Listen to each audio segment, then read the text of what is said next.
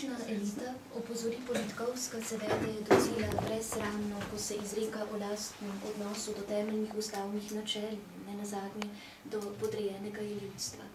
Politična bledikavost, ponarejanje volitev in še drugačni grehi so bolj kot ne stavljeni pred oči domala slehernika in vendar se ljudstvo ne dvigne v uporu. Miha Lamprecht, sta strah in konfrontacija preprosto premočna mehanizma, je, če si smem dovoliti to oceno, perfidno sejana družbena konfliktnost, še nerazkrinkan mehanizem obvladovanja obče volje. Zarezali smo in medias res, a to v resnici vse skozi ruski dnevnik počne, zarezuje v samo sredico. Hvala za vprašanje. Najprej bi, če mi je dovoljeno, se zahvalil direktorju založbe, prijatelju Roku Zavrtaniku, da mi je nekako zaupal. Zame težko nalogo z več razlogov, ker ko bereš original, nekako ne moreš verjeti, da je vse to res, kar opisuje izredno pokončna gospa, ki žal ni dočakala svojega 50. leta, 30. septembra oziroma 30. avgusta, bi namreč dočakala 50 let.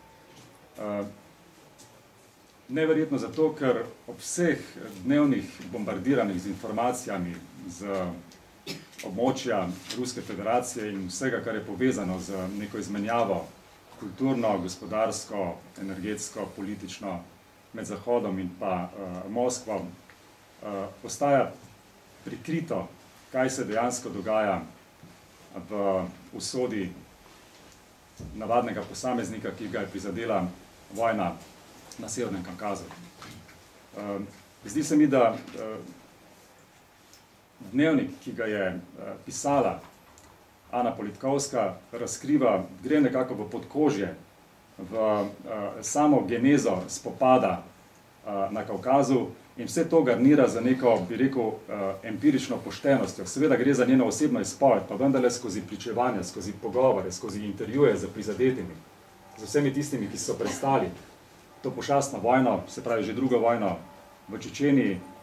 Mislim, da gre za izreden dokument, ki ga lahko marsikdo iz uradne strani Kremlja zanika, ga označi kot fikcijo, ampak ko seštevate v bistvu te strahotne izjave prizadetih posameznikov in tkete nekako ta mozaik usodnega dogajanja na tem delu sveta, ostanete enostavno brez besed. Zdi se mi, da za takšno, bi rekel, človeško prizadetostjo in za neko freskantnostjo, ki ga je sposobna vešče pero Ane Politkovske, da se razgrinja tista temna plat Rusije, o kateri ne govorimo. Govorimo o politiki, govorimo o oligarkih, govorimo o merjenju vojaške moči, ampak ta, bi rekel, prizadetost odmaknenih ljudi, ki so konec koncev še vedno živijo v stanju pol vojne, pol miru, kajti Kremelj je na tem območju Kavkaza inštaliral svoje režime, ki na drug način peljejo pač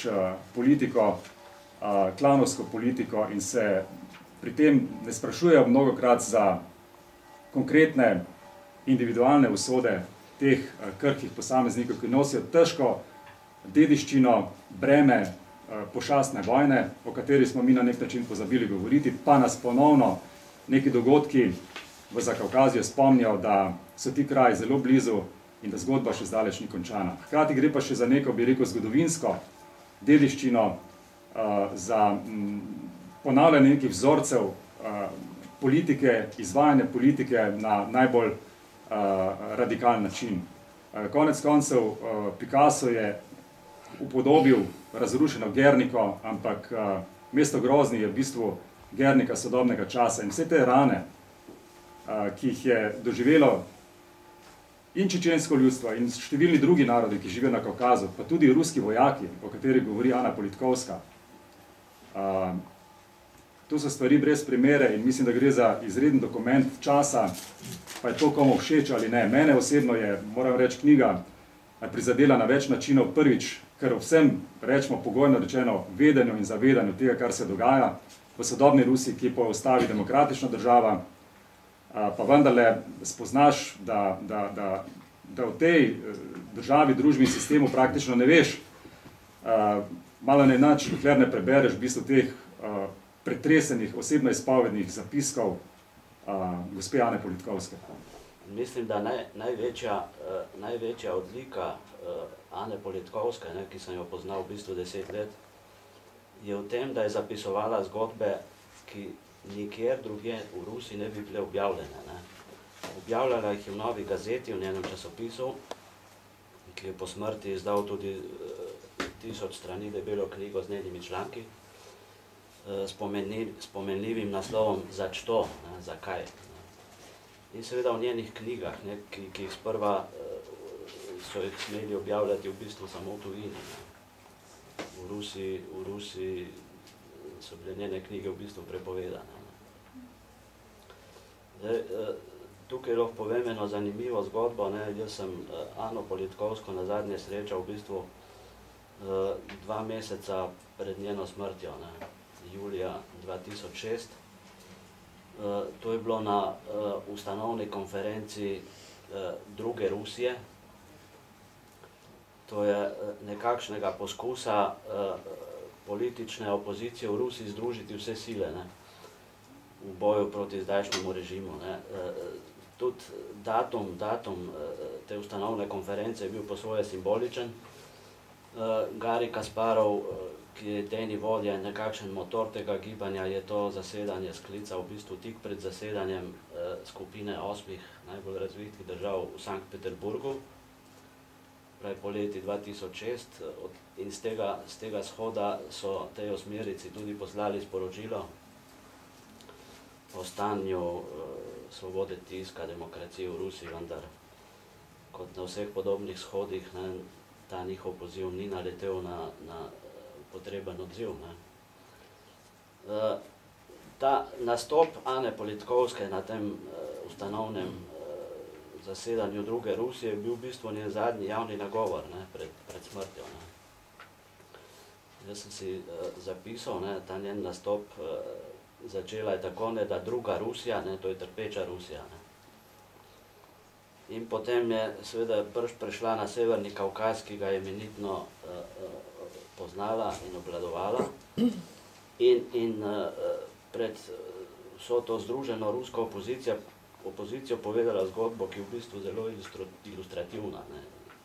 Zgodila se pa v bistvu nekakšen mesec, 2 pred tem njenim nastopom. Govorila je o družini Uvajsa Delakova iz Nazrana v Ingušetiji. Ta človek se nikoli ni pečal s politiko, še manj s čečenskimi uporniki. Toda kljub temu so ga zamaskirani neznanci maja 2006 ugrabili sredi mestne tržnice. Pred mnogimi pričami, ki so si zapomnili znamka avtomobila in celo njegovo registrsko številko.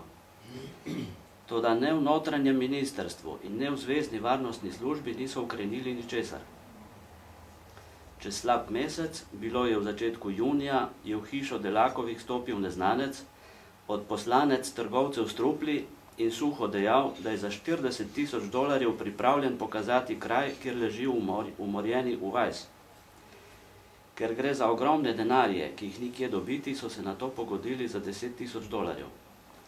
Delakovi so bili potem 2-krat srečni. Najprej zato, ker so uspeli zbrati denar za odkup, mnogi tega seveda ne zmorejo storiti, zato nikoli ne zvedo, kje ležijo posmrtni ostanki njihovih najbližjih. In drugič zato, ker jih trgovci s trupli niso prevarali. Truplo so jim zročili. To je v bistvu za mnoge Čečence največja sreča, da svojega ubitega sorodnika lahko pokopljajo kot človeka.